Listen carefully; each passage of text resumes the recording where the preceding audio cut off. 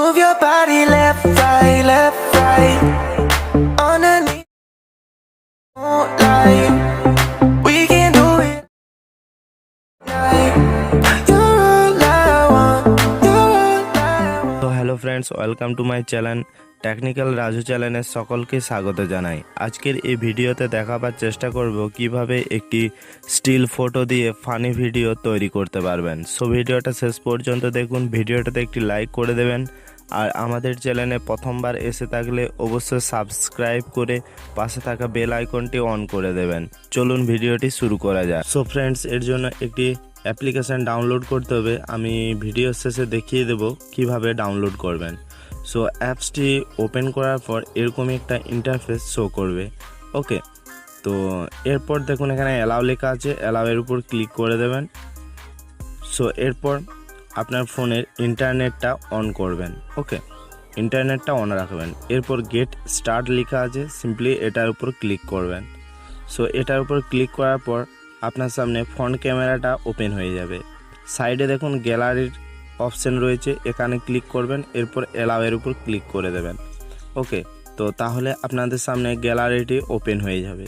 এখানে একটা আপনারা আপনাদের পছন্দের মতো ছবি, আপনার নিজের বা আপনার কোনো ফ্রেন্ডের ছবি অ্যাড করবেন।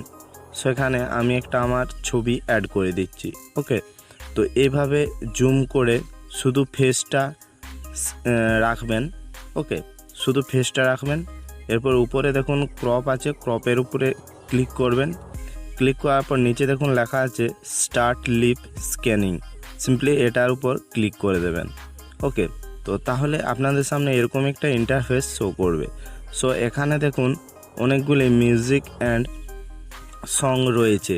তো আপনারা আপনাদের পছন্দের মতো একটি মিউজিক বা সং অ্যাড করবেন। তো অ্যাড করা চাইলে আপনারা এখান থেকে মিউজিকটি প্লেও করেও দেখতে পারেন।